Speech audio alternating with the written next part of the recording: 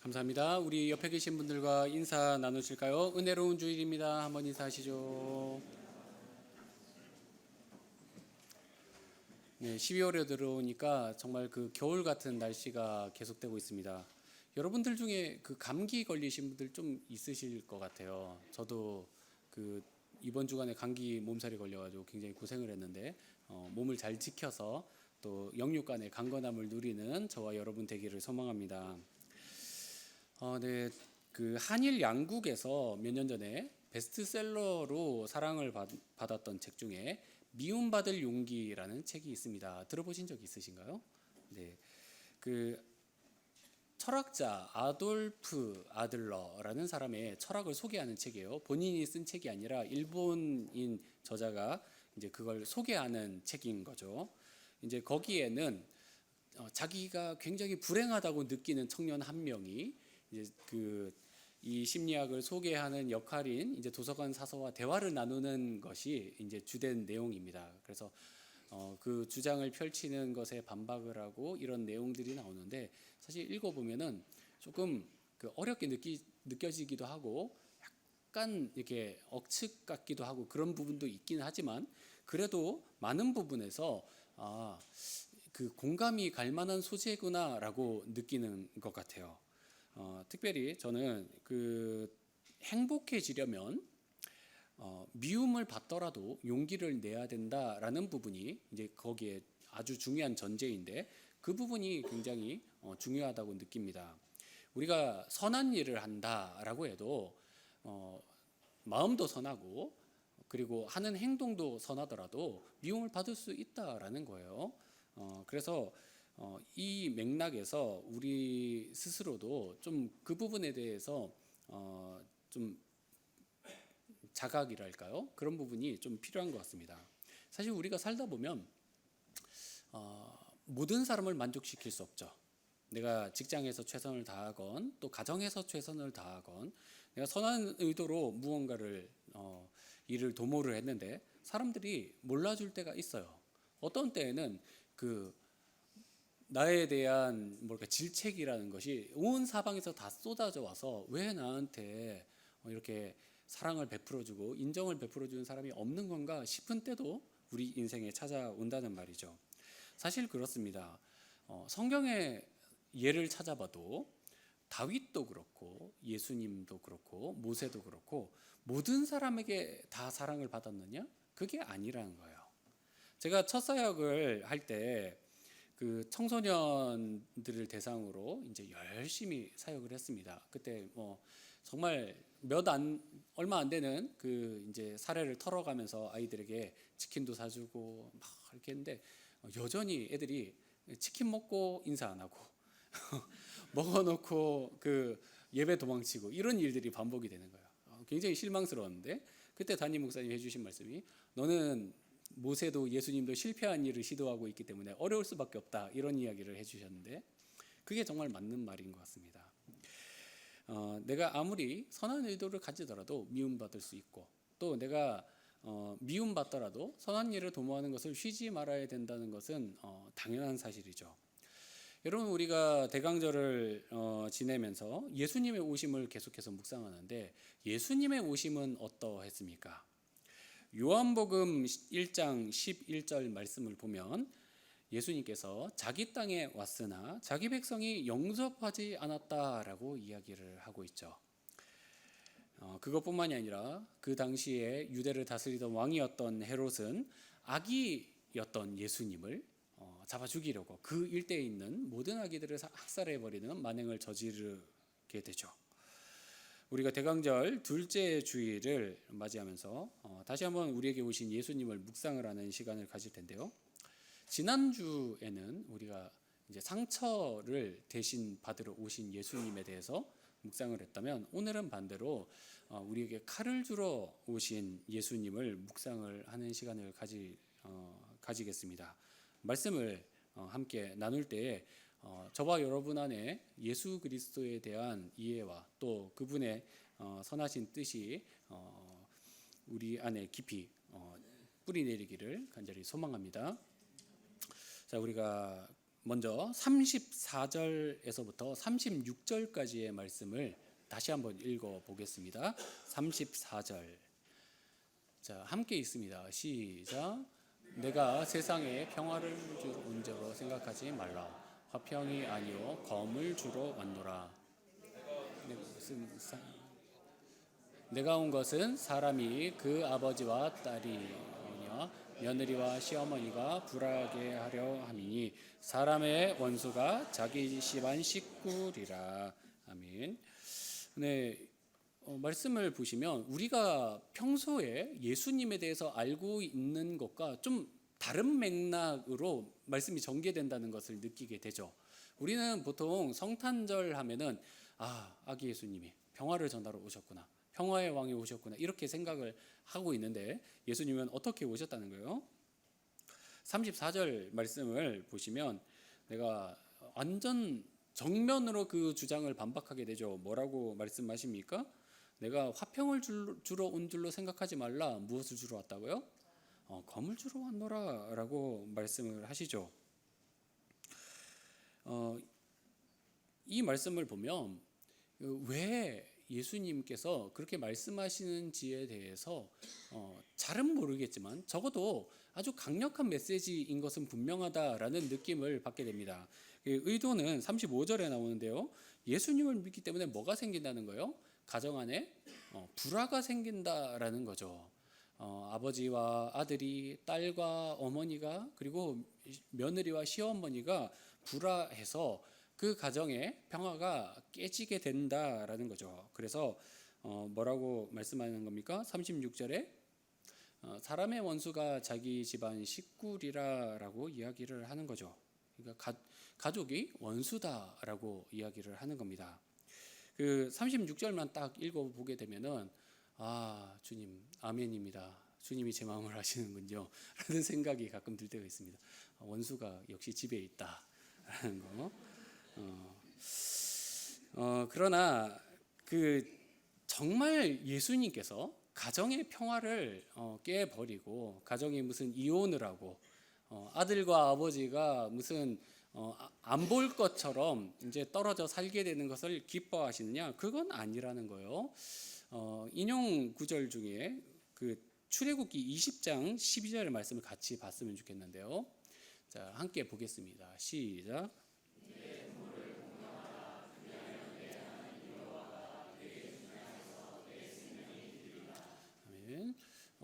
이 말씀은 십계명이죠. 그러니까 내 부모를 공경하라의 뒤에 딸린 말씀이 뭡니까? 그리하면 네가 장수하리라라고 하나님께서 부모를 공경하는 자에게 복을 주시겠다라고 말씀하시는 거죠. 이 말씀과 예수님이 가족과 싸우게 될 것이다라는 말씀은 사실은 정면으로 위배가 되는 말씀인 거예요. 그렇다면 정말로 예수님은 그것을 기뻐하시고 또 가족 간에 불화가 있기를 원하시는 것인가? 우리가 문맥을 다시 한번 살펴보면서 무슨 의도에서 이 말씀을 하시는지를 보면 좋겠는데요. 여러분이 성경책을 가지고 계시면 10장을 처음부터 보시면 좋겠습니다. 10장 첫 부분에서 어떤 내용이 나오냐면 예수님이 12제자를 세우세요. 12제자를 이제 한 명 한 명 이름을 불러서 세우시면서 그들에게 어떻게 하십니까? 권능을 주시고 또 전도할 수 있게 이제 명령을 내려 주시는 거예요. 그리고 나서는 이제 뭐라고 말씀을 하시냐면 너희가 분명히 미움을 받게 될 것이다. 그러나 어떻게 하라는 거예요? 두려워하지 말고 담대하게 복음을 전하라라고 하시면서 오늘 본문으로 넘어오는 거죠. 너희 가족이 너희에게 원수가 될 것이다라고 이야기를 하고 그리고 마지막에는 너희를 영접하는 자에게는 내가 분명히 상을 줄 것이다라고 약속을 하면서 10장이 마무리가 되는 거죠.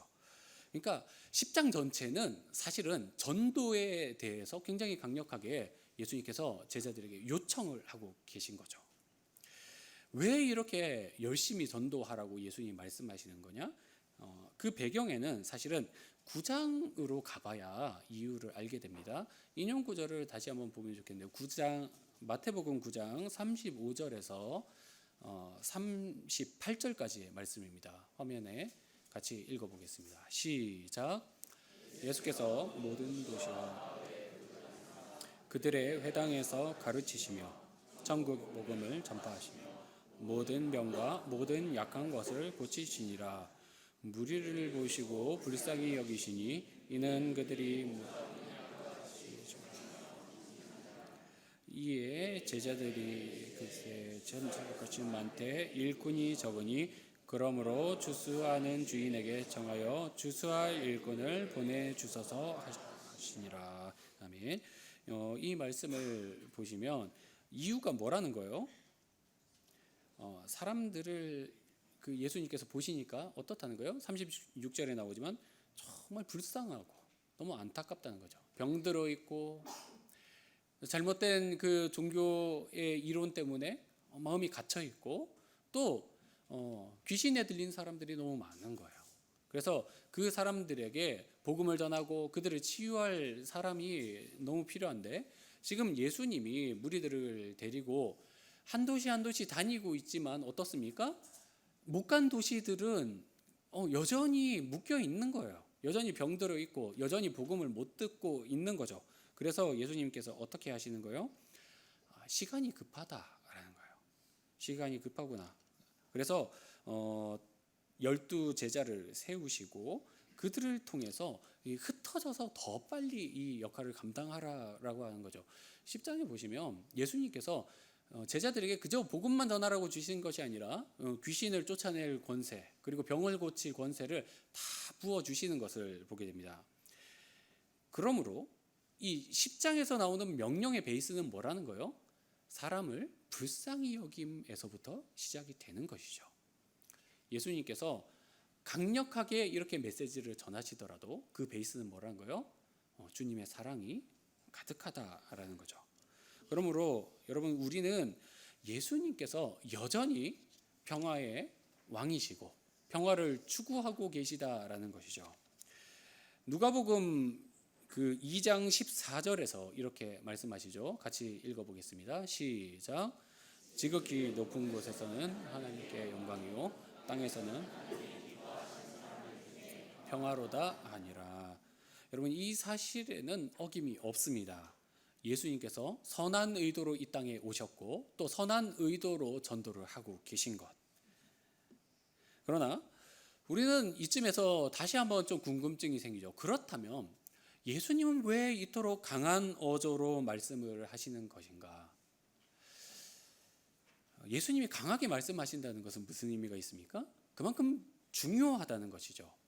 예수님이 이렇게 강하게 말씀하시는 것은 세 가지 정도의 의미를 담고 있습니다. 첫 번째는 한번 따라 하실까요? 복음 전파가 시급하다. 여러분 생각해 보십시오. 그 당시 이스라엘 땅에 예수님을 아는 사람이 몇 명쯤 될까요? 얼마 안 된다고 생각하면 되겠죠. 복음에 대해서 완전히 이해하는 사람은 몇 명쯤 될까요? 제자들 12제자 포함해서 정말 얼마 안 될 거예요. 예수님의 가족들도 예수님을 이해하지 못하는 상황이었으니 아주 소수의 사람들만이 복음을 가지고 있었던 것이죠. 게다가 유대 사회는 예수님에 대해서 굉장히 적대적이고 정치적으로 혼란한 상황이었습니다. 그러므로 예수님께서 복음 전파가 얼마나 시급한지를 인식을 하시고 23절 그 10장 23절에서도 어떻게 말씀하시냐면 만약에 네가 가는 마을이 그 복음을 적대시한다면 그 마을을 피해서 다른 마을로 빨리 가라라고 말할 만큼 복음은 시대적으로 시급하고 굉장히 절실한 상황이었던 것이죠. 시간이 금이라는 것입니다. 만약에 여러분 제자들이 길을 가다가 한 여인에게 복음을 전했는데 그 여인의 가족이 한 5명이었다고 생각해 보십시오. 5명 중에 이 여인 한 명이 포함이 되어 있는데 이 여인만 복음을 들었단 말이죠. 이제 예수님을 믿겠다라고 생각이 들었는데 다른 가족 4명을 설득할 때까지 예수 그리스도를 믿지 않겠다라고 한다면 어떻게 되겠습니까? 너무 느린 거예요. 가족들이 이 여인의 의견을 존중해 줄 때까지 기다려야 되는 거죠. 게다가 유대 사회를 생각해 보십시오. 이 사회가 여성의 인권을 존중하지 않기 때문에 남편의 허락이 떨어질 때까지 기다려야 되는 거죠. 그런데 그걸 기다릴 틈이 있습니까? 없다는 거예요. 그렇기 때문에 이 여인을 계속해서 케어하고 돌보고 이 여인이 복음을 전할 때까지 제자들이 끊임없이 이렇게 도와줘야 되는데 결단까지 몇십 년을 기다릴 수는 없는 거예요. 그래서 반대를 무릅쓰고 예수를 믿어야 되는 거죠. 그렇게 믿어진 한 사람이 가족 한 명을 또 전도하고 또 이웃을 전도하고 거기에서 또 다른 가정 속에 또 다른 여인이 예수를 믿어서 또 가족을 전도하고 이런 식으로 복음이 확산되어 가는 것이죠. 여러분, 그만큼 그 시대는 복음 전파의 시급성이 있었습니다. 사도행전을 우리가 보면은 바울이 그 전도를 하러 갈 때 대도시를 위주로 이렇게 가는 걸 볼 수 있어요. 유명하고 큰 도시만 가요. 그걸 보면 이 바울이 시골을 무시하나 이렇게 생각할 수도 있는데 그런 게 아니라 그 당시에는 대도시를 중심으로 사회가 구성이 되고 또 대도시를 중심으로 교통이 발달했기 때문에 대도시의 복음이 퍼지면 그 시골로 전파되는 건 시간 문제이기 때문에 그런 전략을 취하는 거예요. 그래서 한 도시에 오래 있지 않고 게다가 복음 전하고 교회 세워지면 또 옮겨가고 이렇게 하는 행태를 볼 수 있죠. 그만큼 시간이 없는 상황이란 거죠. 사도행전 7장에도 보면은 스데반 집사의 박해로 인해서 예루살렘 교회가 이제 세계로 흩어지는 것을 보게 됩니다.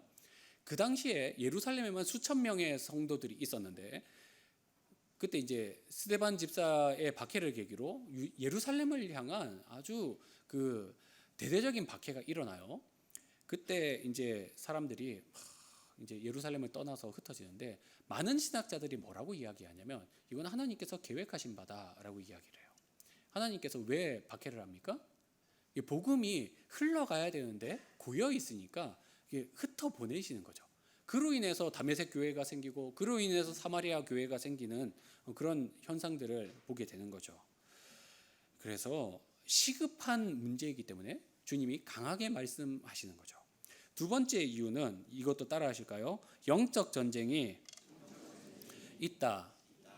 영적 전쟁이 있다는 거예요. 그러니까 그걸 각오하라고 말씀하시는 거예요. 여러분, 만약에 여러분이 이제 죄송한 비유지만 여러분이 만약에 마귀의 입장에 서 있다면 한 사람이라도 예수님 믿는 거 원할까요? 원하지 않죠. 그렇죠? 원하지 않는단 말이에요. 근데 가만히 두면은 이 사람이 예수님을 믿고 한 가정이 예수님께 돌아가고 또 이 가정을 통해서 다른 가정, 한 마을 전체가 예수님을 믿기도 하고 때로는 한 나라가 예수님을 믿게 되는 경우가 생긴단 말이죠. 그렇게 뺏기는데 그걸 마귀가 원할까요? 원치 않는단 말이죠. 그래서 마귀도 거기에 대해서 전략을 세우는데 그 전략이 뭐냐면 따라 하시겠습니다. 가정의 평화. 마귀가 원하는 것은 뭐냐면 가정의 평화를 위해서 네가 그러지 말라는 거예요. 가정의 평화를 위해서 네가 안 나가던 교회를 나가지 말라는 거예요. 우리 집안은 불교 집안인데 우리 집안은 대대로 우리 조상신을 섬겨오던 집안인데 가정의 평화를 네가 깨면 되겠냐라고 이야기를 해요. 가정의 평화를 위해서 네 애들은 놔두고 가라. 가정의 평화를 위해서 헌신하지 마라. 교회 시간 빼앗기지 마라. 가정의 평화를 위해서 헌금 내지 마라. 이런 전략을 펴는 거죠. 가정의 평화가 너무너무 중요하다라는 것이 바로 마귀의 전략입니다. 그래서 예수님께서 말씀하시는 거예요. 내가 그 평화를 깨러 칼을 주노라. 여러분 한번 생각해 보십시오. 아담과 하와가 선악과를 따먹었을 때 누가 먼저 따먹었어요? 잘 모르시나요? 누가 따먹었어요? 하와가 먼저 따먹었죠. 하와가 이렇게 그 뱀에게 유혹받고 맛있게 따먹고 하나 더 따서 아담에게 건네주었단 말이죠. 그 아담이 이제 받아 먹었어요. 근데 그 과정 속에서 아담이 어떻게 합니까? 한 번도 하와를 꾸짖지 않죠. 이거 하나님 말씀에 위배되는 건데 이런 말도 하지 않았어요. 같이 맛있게 먹으면서 역시 하지 말라는 거 하니까 너무 좋네. 이렇게 맛있는 걸 못 먹게 하다니 막 이러면서 먹었을 거란 말이죠. 그렇게 아주 사이좋게 나누어 먹고 어떻게 된 거예요? 지옥 가는 거예요. 그렇게 아주 가정의 평화를 유지하면서 온 인류를 지옥으로 다 몰아넣었어요. 평화가 뭡니까? 가짜라는 거예요. 그 평화 가짜라는 거예요. 가정의 평화 우리가 유지할 수 있는 거 아닙니다. 가정의 평화 누가 주십니까? 하나님 주시는 거예요. 근데 우리가 유지하려는 평화는 잠시 머무를 수 있는 일시적인 가짜 평화라는 거죠. 마귀가 그걸 원하고 있는 거예요. 여러분, 우리는 전쟁 가운데 있습니다. 가족을 살릴 수 있느냐 없느냐의 전쟁이에요. 마귀가 자꾸 복음을 묶어두려고 하죠. 우리에게서 복음을 빼앗아 가려고 하고, 만약에 빼앗을 수 없으면은 너만 믿으라, 너만 가지 왜 다른 가족은 건드냐, 자꾸 묶어두려고 해요. 퍼져나가지 못하게 하려고 해요. 여러분, 가족을 지옥으로부터 건져내는 일입니다. 여러분, 어떻게 전쟁을 하지 않을 수가 있겠습니까? 우리가 열심히 기도도 하고 또 복음도 전해야 되고 또 가족에게 가족의 정으로 호소도 해야 되는 일이죠.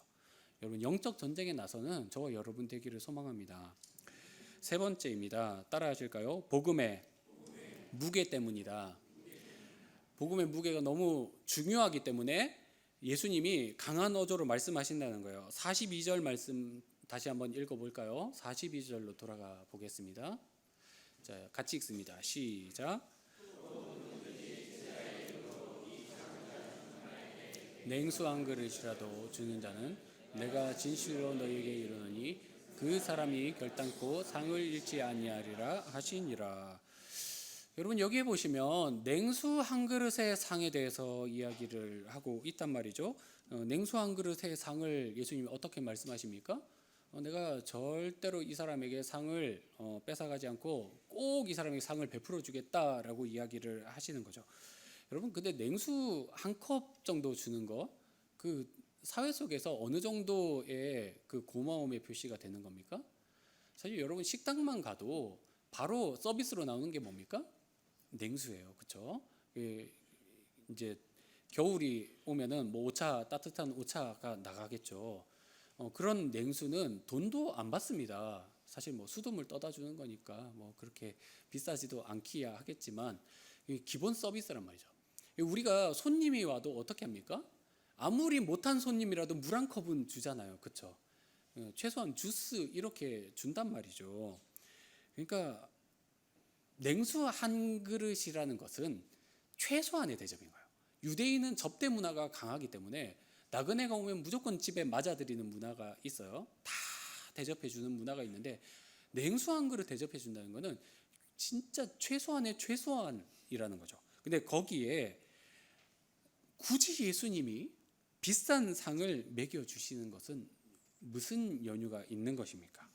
왜 냉수의 값어치가 그렇게 높아지는 걸까요? 이유는 냉수의 값어치가 아니라 복음의 값어치이기 때문이죠. 냉수를 대접했다는 것은 무엇을 말합니까? 이 사람을 받아들여서 이 사람에게 복음을 들었다는 이야기예요. 이 사람을 집 안으로 모시고 와서 그 이야기를 들었다는 거죠. 복음이 그 가정에 전파되기 시작했다라는 거예요. 여러분, 한번 생각해 보십시오. 12제자에게 예수님이 이제 복음 전하라고 시켰잖아요. 그러면 예수님 이외에 복음 전한 사람들로서는 이 12제자가 최초란 말이죠. 이 사람들이 전한 복음의 값어치가 얼마쯤 될까요, 여러분?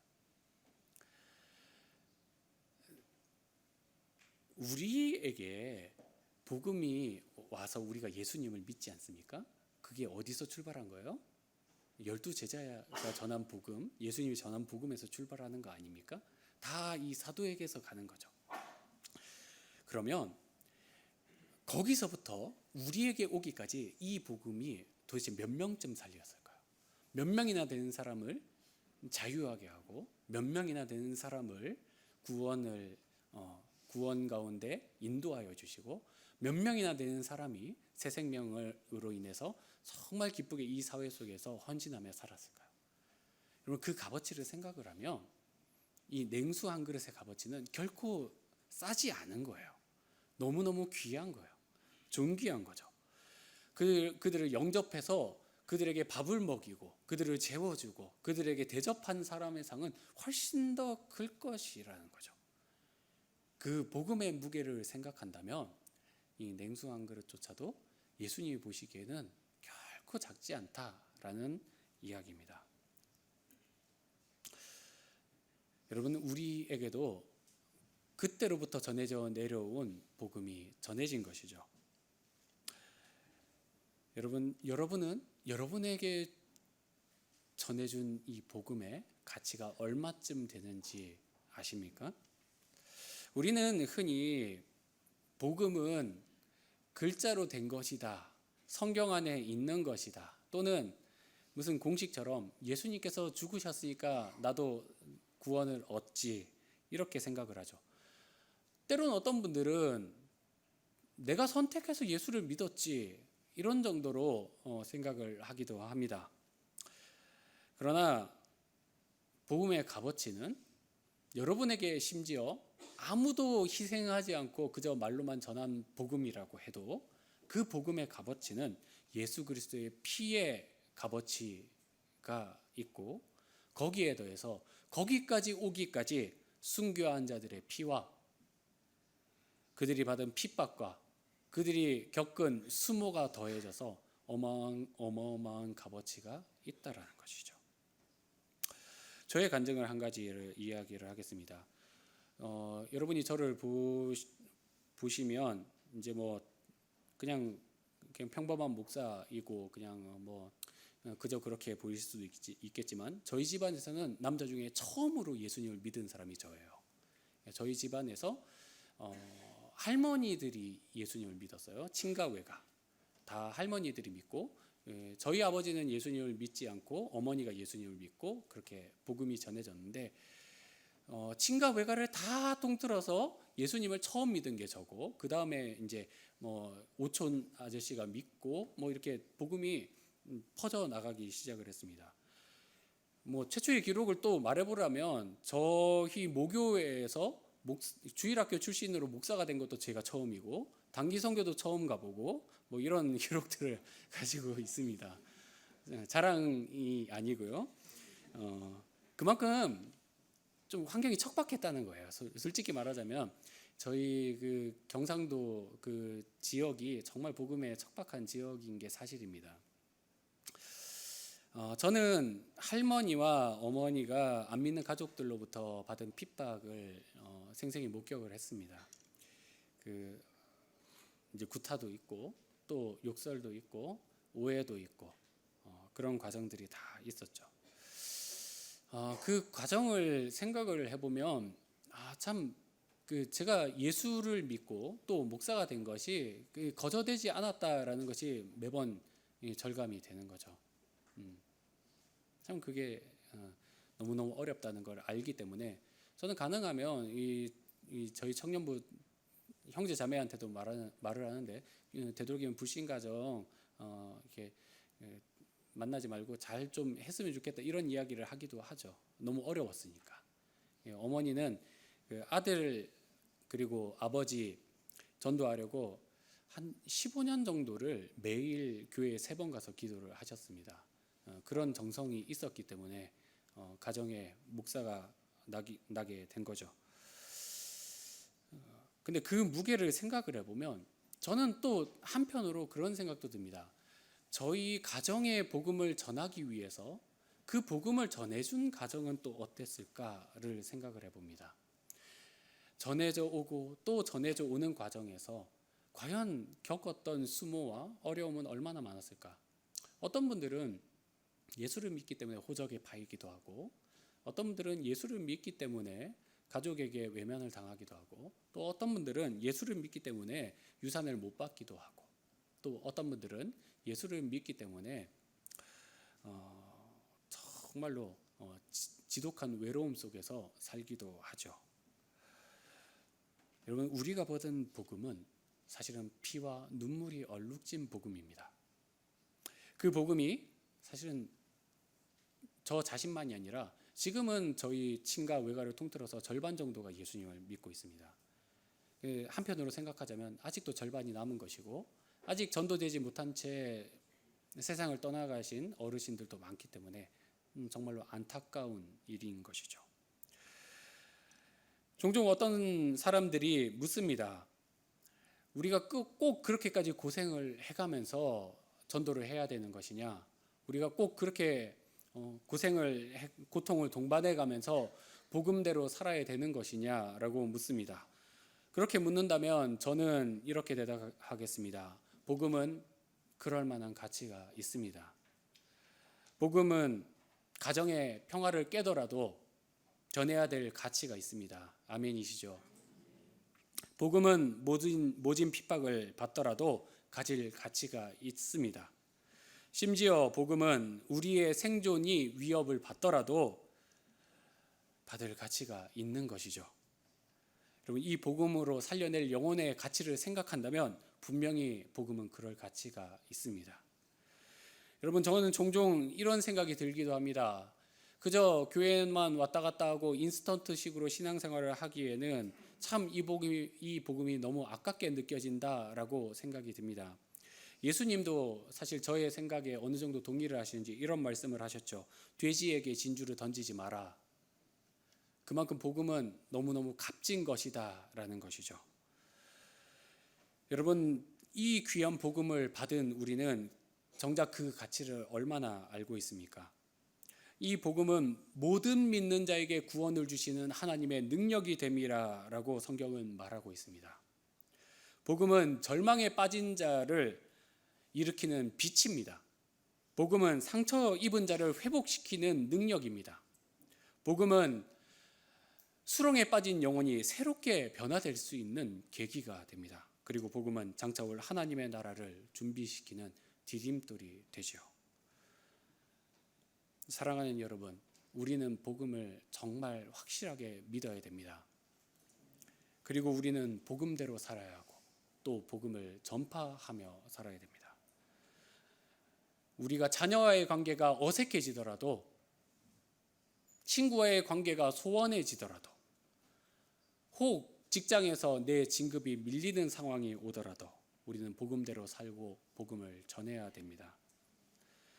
많은 사람들이 복음의 진정한 가치를 모르고 또 그 중요성을 모르기 때문에 예수님께서는 37절에서부터 39절에서 이렇게 말씀을 하시죠. 우리가 다시 한번 37절부터 39절까지 읽어보겠습니다. 시작.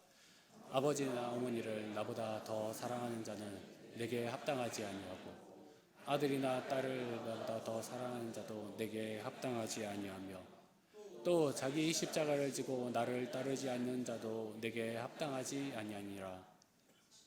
자기 목숨을 얻는 자는 잃을 것이요 나를 위하여 자기 목숨을 잃는 자는 얻으리라. 여러분, 여기에서 어떻게 말씀을 하고 있습니까? 한번 따라 하실까요? 복음은 생애를 들여도 아깝지 않습니다. 예수님이 그렇게 말씀하신 거예요.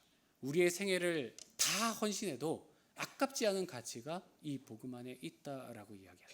자기 목숨을 주님을 위해서 헌신하는 자도 다시 돌려받을 만큼 이 복음은 아깝지 않은 가치를 가지고 있다는 것이죠. 기독교의 옛 전승에 따르면 로마의 박해가 심한 때 사도 베드로가 성도의 권고를 따라서 그때 함께 있었거든요. 성도의 권고를 따라서 잠시 몸을 피해야 되는 상황이 되었습니다. 성도들이 권한 거예요. 사도님, 지금 너무 상황이 어려우니 좀 몸을 피하시는 게 어떻습니까? 다른 곳에 가셔서 복음을 전할 필요가 있지 않겠습니까? 그 말을 받아들여서 베드로가 피난을 갔습니다.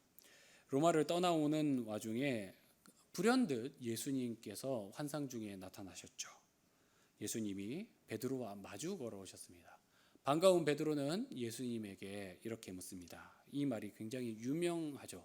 Quo vadis, 도미네, 주님 어디로 가십니까? 라고 묻자 예수님은 나는 네가 버린 양을 위해 다시 로마로 돌아가 십자가를 지려 한다 라고 하셨습니다.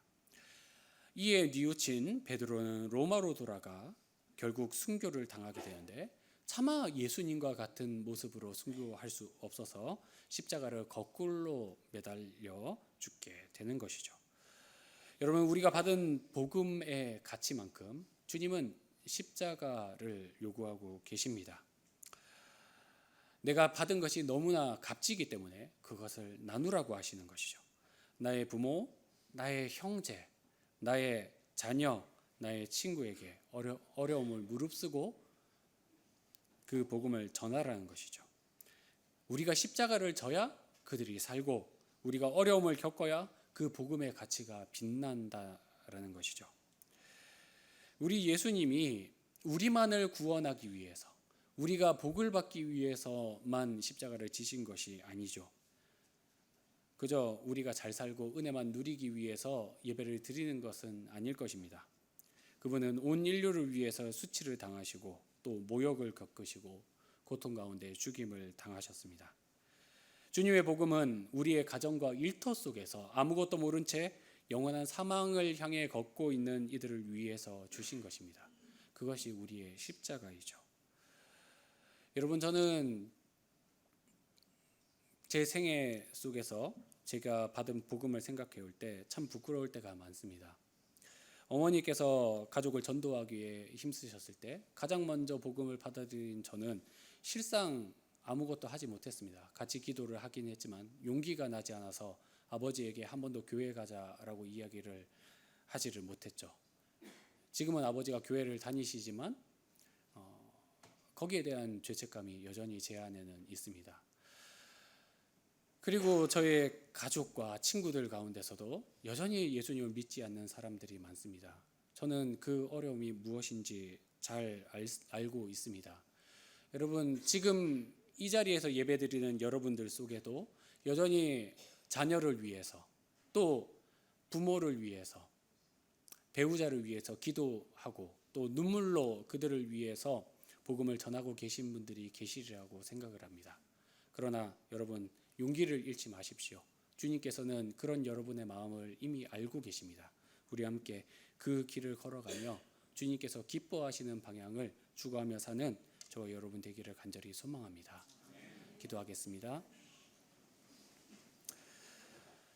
사랑하는 하나님 아버지, 하나님께서 오늘도 우리에게 생명의 말씀을 주심에 감사합니다. 주님, 우리에게 주신 이 복음이 얼마나 값진 것인지 주님, 우리가 절절히 깨달을 수 있게 하여 주시옵소서. 우리를 위해 피 흘려 죽으신 예수님의 보혈뿐만 아니라 우리에게 복음을 전하기 위해 순교한 자들, 수모를 겪은 이들, 그것을 위해 고생했던 이들의 수고를 우리도 잊지 않게 하여 주시옵소서. 가정의 평화를 깨면서까지도 그것을 감당해야 된다면 주님, 우리가 아멘하고 거기에 순종할 수 있게 하여 주시옵소서. 주님, 여전히 어려운 가운데서 가정에서 또 친구와의 관계에서 복음이 참 전하기 어렵구나, 절망을 경험하고 있는 성도들의 마음을 위로하시고 주님, 그들 속에 다시 한번 용기를 불어넣어 주셔서 주님, 생명의 복음이 가정 가운데, 직장 가운데 전해질 수 있게 하여 주시옵소서. 예수님의 이름으로 기도드립니다.